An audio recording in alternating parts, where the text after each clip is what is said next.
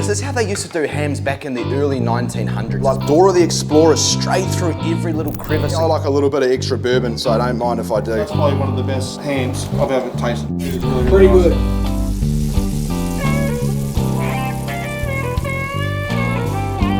Yo, what's going on, boys and girls? Welcome back to another episode of Mario Meats. Today we're going to be smoking a traditional ham, getting into the Christmas cheer, the Christmas spirit, and allowing you guys enough time to learn this recipe before Christmas Day. First things first, go down to your local supermarket, go down to your local butcher, get yourself a traditional smoked leg ham. The one we have today is 3.5 kilo. Get whatever size you want. Now this is going to be double smoked. The reason for that is this is already smoked, fresh off the shelf. We're going to be smoking it again, rising those temperatures and enjoying a nice succulent ham. Now you don't need a smoker to do this. You can do this in your oven at home. Just set it to 120 degrees Celsius and follow the internal temperatures. Today I'm going to be using the Traeger Pro 22 series. Palette of choice is going to be a nice cherry. Whenever I'm doing pork, cherry is my palette of choice. If you're using an oven, set your oven to 120 degrees Celsius. All right, the first thing we're gonna be doing is getting this nice, juicy fucking ham out of the packet. That is a nice ham. This butcher has smoked this really, really nicely. Now, generally a lot of hams will have a little bit of fabric right here over the bone as well. Make sure you peel that off as well. Now, what we're gonna be doing for the prep of this ham is we actually wanna peel the skin off. Now, you can get a little bit fancy. What a lot of people like to do around the hock is they like to do a nice little zigzag pattern. That way you got this nice little zigzag shape at the top, and then they peel off all the rest of that skin. So that's what we're gonna be doing today. Now I like to start on a nice flat piece of the ham there. Now you don't wanna go too deep. We wanna leave that fat layer underneath. Again, you don't have to do this. It's just to get a really nice pattern going. Once that's done, you wanna find the end of one of your crisscrosses, and you just wanna peel through that skin right down to the bottom. Again, we don't want to go too deep. We want to leave that fat layer underneath. Then I like to go around the front. I like to find another one of my crisscrosses that I've come down from. And I like to put the knife on the edge of that, and I like to follow that straight down through the skin, right down nicely to the bottom. There we go. From there, you can get your finger in there and you can start peeling that off nicely, just like so. There you go. You can have a nice look there. We're just getting that outer layer of skin. We're leaving all that layer of fat underneath there, okay? Now you will lose some bits of it depending on the quality of your ham and how they've smoked it, but we want to rip that corner. As you can see, we're starting to get this really nice little crisscross going on here with the hock of the ham. There will be some stubborn bits. Don't be afraid to use your knife, that's fine. Now I've had a little bit more fat come off than what I would have liked on this side here, but that's perfectly fine. Again, we're going to be cooking into an internal temperature of about 50 degrees Celsius. Next thing what you're going to want to do here is this is where we get a little bit fancy. All right, we want to start from the middle of the ham, and again, we only want to slice through that layer of fat, and we just want to go down nice and gently. We'll go down again. Try and keep it as even as possible. Curve that around there. Those ones should join up on that opposite side. Now what we're going to be doing now is we want to make that nice diamond shape, so just come down in the opposite direction. What we want to do next is get some cloves from your local supermarket, and we want to put one of those at the point of each diamond.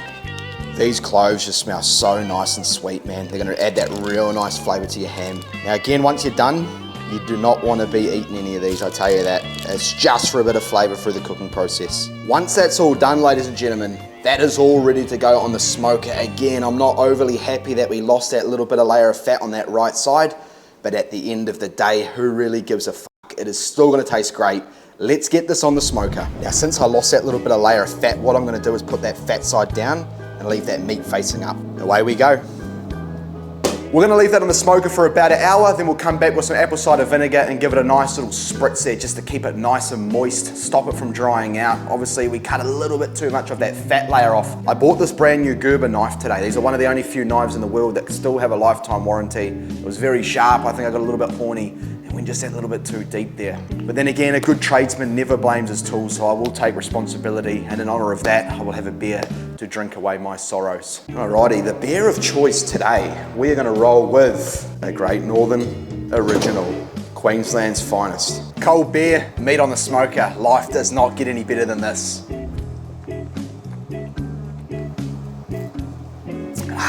It's been about an hour. Let's take a look at what we're dealing with here. Diamonds are looking nice. Again, that fat layer, I'm not happy. We're gonna give that a nice spritz. Stop that ham from drying out there. Give it a nice full spray down. Now I just want to see where our internal temp's at. We're We're only sitting at 23 degrees. We want to bring that right up to 50. So what we'll do now is have a couple more beers, leave that smoking away. When it's about half an hour out from being finished, we're gonna get into the kitchen, we're gonna start making that glaze. We'll chuck it back on for another 15, then I'm gonna apply a second coat of glaze, and then after that it'll be ready to serve. All right, we're about half an hour out from completion. It's time to start making this glaze. What you're gonna need is a nice little pot there on a low heat. You're gonna want 1/4 cup of apple cider vinegar. Next up, you're gonna want 1/4 cup of honey. From there, we wanna add 1/2 cup of brown sugar. Give it a nice little stir there. We just want all that sugar to dissolve. Next up, we wanna add about 1/4 cup of bourbon. The bourbon of choice today is Old Number 15 Honey. Again, the alcohol's gonna burn away and we're gonna get that nice flavor from the barrels. Look at that nice bourbon. Whee. Now for me, I like a little bit of extra bourbon, so I don't mind if I do. Last but not least, we want some Dijon mustard, just a teaspoon added into the glaze. From there, we just want to continue stirring it. We'll drop it down off heat. This should take about 10 minutes and it should form a nice, thick, sort of syrupy texture, which is exactly what we're going for. Look at that, that's bubbling up like a cream pie after a hot porno. We just want to drop that heat now. Obviously, it's come to a bit of a boil. We're going to bring that temperature down, which is really going to help with the consistency of this glaze. It's time to see how that ham's going. We should be getting pretty close to that 50 degrees internal temp. There we go, we're sitting at 41. One thing that's important to do is always take a little test of your bourbon as well that's gone in your glaze. You need to do a little bit of a quality insurance test to make sure you're only putting the finest ingredients into the glaze. That is fucking exquisite. Now, since that ham's at 41, I'm gonna pull it off the smoker, put the glaze on, chuck it back on for 15, and then I'm gonna do another coat for about another 15. By then, we'll be sitting around that sort of 50, and then she's fucking good to go. Look at that. That is how our ham is looking at the moment. You can see those diamonds, see those cloves. You're gonna get that nice anisty sort of flavor from those. It's looking really, really good there. It's time to apply our glaze. Now, what I like to do is I like to tip our glaze right on the top of the hock, and this glaze will just find its way like a little trail, like Dora the Explorer, straight through every little crevice and crack, right through the diamond. Look at that. That is fucking beautiful. Honey bourbon. Don't be afraid to grab the brush and just grab a little bit more in those areas that it might have just missed. Now, I like to just give it a little bit of a tap. If you brush over those cloves, the meat is that tender, they'll just pop straight out. Which at this point through the smoke, it's already absorbed and taken up a lot of that flavor, so it's not the end of the world. Now, I make sure I make enough glaze to apply a second coat, which is exactly what we're gonna be doing very, very soon. Now, I did tell you guys we were gonna go all traditional with this ham, and I do stand by that. So what we've got today is some cherries, we've got some pineapple slices, and this was a recipe. This is how they used to do hams back in the early 1900s. It's been around for many, many years. So what I do is I grab a toothpick, snap the toothpick in half. So put it wherever you want. We're gonna start right there. I like to do one in the top of the pineapple. The other one there for a bit of support, I put straight through the bottom. This is gonna give us some really, really nice flavor. Feel free to put as much or as less as you want. Completely comes down to personal preference. All right, I'm happy with that. I'm gonna get enough juice in all the different areas. From there, we're gonna grab our cherries. You're gonna wanna pop the little stalks out of them.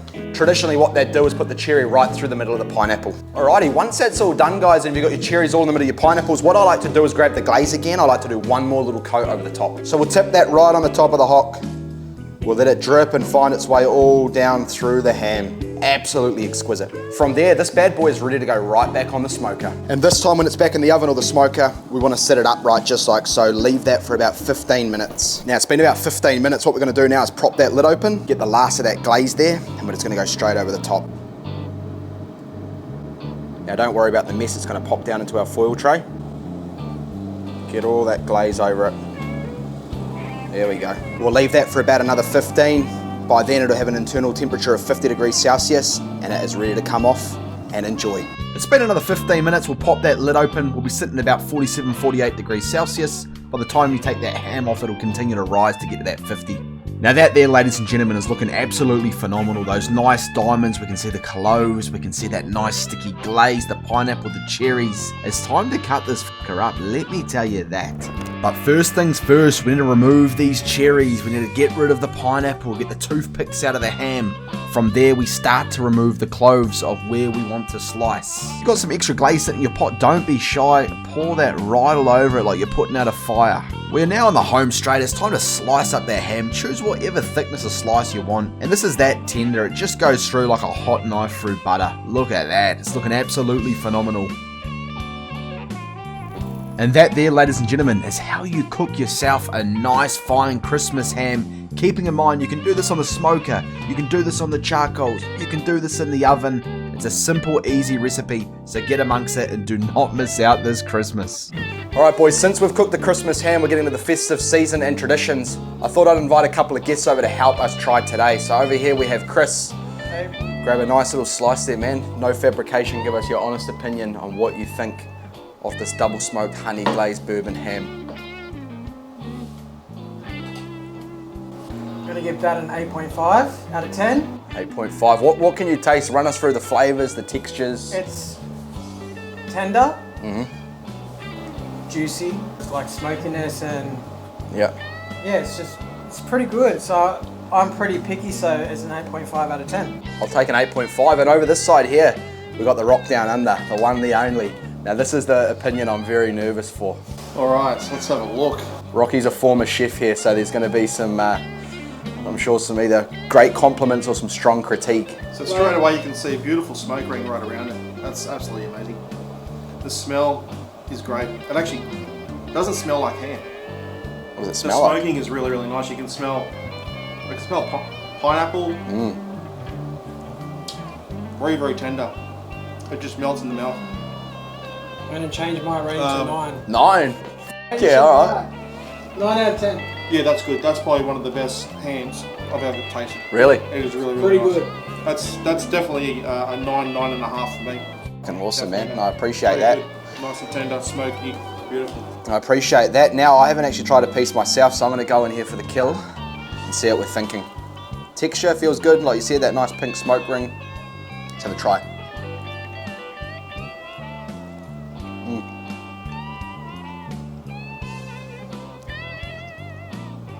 Yeah, I can taste the notes of the honey. Obviously you can't taste the bourbon, the alcohol burns off, and the purpose of that is to enhance the flavour from the barrel. That glaze, outer texture, it's not chewy, it's not stringy. A lot of those hams are chewy and stringy. Keeping in mind we took this from a ham that was already smoked from the butcher or the supermarket. We've smoked it again and just brung it to that nice internal 50 degrees temperature. So you guys can do this in your oven at home, you don't need a smoker. Get cooking, go get your ham, get this ready for Christmas, and you might just be lucky. You might get lucky with your partner if you impress your family with a nice Christmas ham. This is my partner's dad, so hopefully I might get lucky this. Only.